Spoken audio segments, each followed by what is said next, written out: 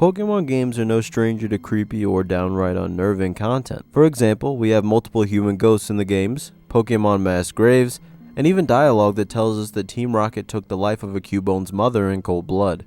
So, we shouldn't be very surprised that the Pokédex entries in these games can also be pretty out there. Today, I'll be covering some of the creepiest Pokédex entries from these games, and I hope you enjoy. Thank you all for 100k, 500k is the next goal, and then 1 million.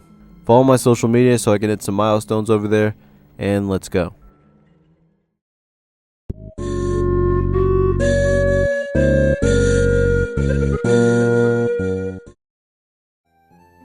The Pokédex has been a staple in Pokemon games since the first generation of Pokemon.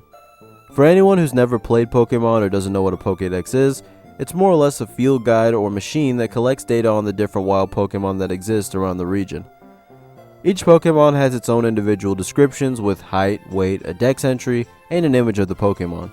Most dex entries are pretty tame, like this one for Pikachu that says, "It stores electricity in the electric sacs on its cheeks. When it releases pent-up energy in a burst, the electric power is equal to a lightning bolt." Pretty tame and simple stuff. But then you have entries like Cacturns from Pokemon Sapphire which says, "If a traveler is going through a desert in the thick of night, Cacturn will follow in a ragtag group." The Pokemon are biding their time, waiting for the traveler to tire and become incapable of moving. These are specifically in a subcategory of disturbing entries. These include entries of Pokemon that are possessed, trying to end the lives of others, or have some tragic story behind them. Typically these are also ones that are shared the most as they're the ones that are the most shocking. Most people wouldn't look at a Phantump, for example, and think that it's actually a stump possessed by one of the many children that passed away while lost in the forest, which on its own is a terrifying enough scenario by itself. Imagine passing away and being reincarnated as a Pokemon that can be caught and used to fight every day for who knows how long. Another is the very commonly spread Kadabra entry that says, "It happened one morning. A boy with extrasensory powers awoke in bed transformed into Kadabra," which again is a terrifying thought. But this actually isn't the only unnerving Kadabra entry. Some others include, "It is rumored that a boy with psychic abilities suddenly transformed into Kadabra while he was assisting research into extrasensory powers. If one is nearby, an eerie shadow appears on TV screens. Seeing the shadow is said to bring bad luck." Imagine just watching TV casually when you suddenly see a strange shadow on it. Little do you know, this could bring some terrible things in your future, and there was nothing you could have done about it. It's crazy to think about, and it's honestly pretty terrifying. Shedinja and Honedge are some more Pokemon that have several unnerving entries, with some of Shedinja stating, "Shedinja's hard body doesn't move, not even a twitch. In fact, its body appears to be merely a hollow shell. It is believed that this Pokemon will steal the spirit of anyone peering into its hollow body from the back. A peculiar Pokemon that floats in air even though its wings remain completely still. The inside of its body is hollow and utterly dark. A discarded bug shell that came to life. Peering into the crack on its back is said to steal one's spirit." It kind of makes you wonder how you're able to use it in the Pokemon games without getting your soul stolen, but I digress. Some of Honedge's state, "Apparently this Pokemon is born when a departed spirit inhabits a sword. It attaches itself to people and drinks their life force. If anyone dares to grab its hilt, it wraps a blue cloth around that person's arm and drains that person's life energy completely." Honedge's soul once belonged to a person who was killed a long time ago by the sword that makes up Honedge's body. It's very interesting and terrifying to see how many Pokemon are reincarnations or possessed by the spirits of those that passed away. It just makes you wonder as well, if you breed Honedge, does that mean all of those new Pokemon require a soul from someone sacrificed by that sword? Speaking of Honedge, the game that it was introduced in was also a game that introduced a mechanic called Mega Evolutions. These Mega Evolved Pokemon have some very unnerving Pokedex entries as well.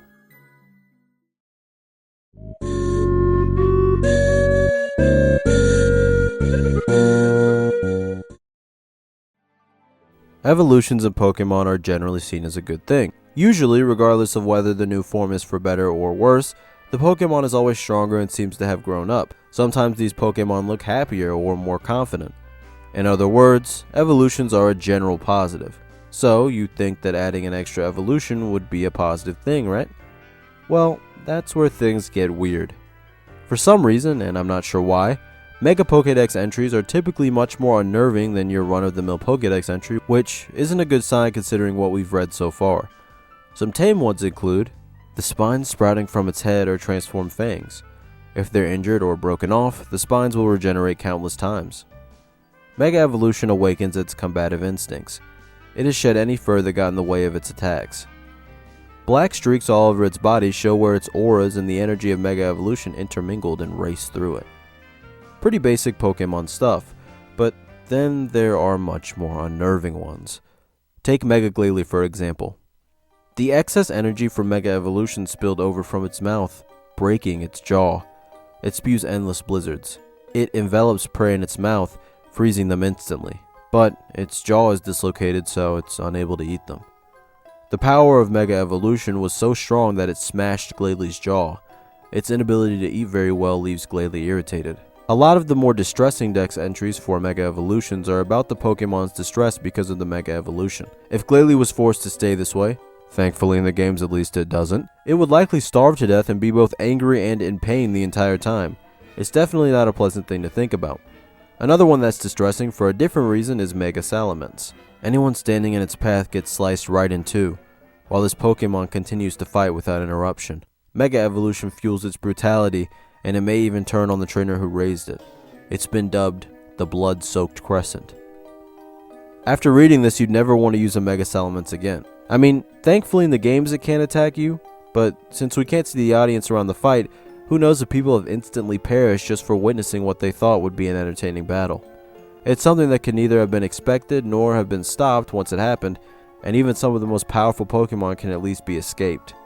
Sableye also doesn't have a very fun time with its Dex entry saying, "Bathed in the energy of Mega Evolution, the gemstone on its chest expands, rips through its skin, and falls out."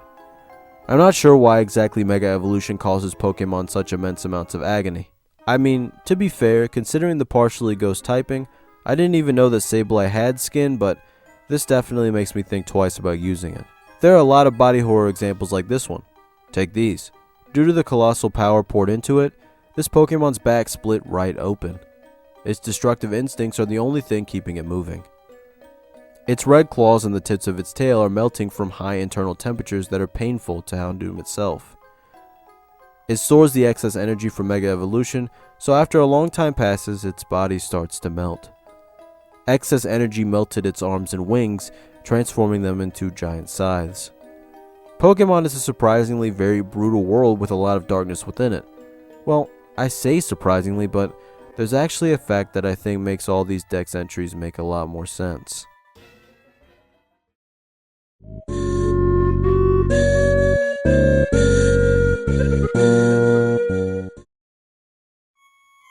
What some don't actually know is that the Pokemon anime was originally supposed to end around 20 years ago according to the original head writer, Shudo Takeshi. He proposed two endings. One in which Ash would be an old man at the end of Mewtwo Strikes Back and would be reflecting upon his fun past as a child. Eventually he would hear his mother calling to him and would suddenly wake up as a child again, striving this time not to be a Pokemon master but to discover the meaning of existence, to discover how to coexist with others. The second ending was more dark, with the Pokemon rising up in revolt and Ash being forced to fight against Pikachu. This makes me wonder if the same type of thought was put into the games. Maybe they wanted them to be more dark or mature, but due to the anime being so child-friendly and more than likely Nintendo not approving, they couldn't outright be as intense as they wanted to. Obviously, with the ghosts and Pokemon graveyards, they didn't completely avoid this, but it's reasonable to say that they actually chose to direct some of this energy into Pokédex entries. After all, a lot of people more than likely skip past them and don't even read the extra lore. It wouldn't be hard to keep under the radar. That's just my theory though. But regardless of the reason, it was fun to talk about some of the unnerving Dex entries that Pokemon holds. Thanks for watching everyone.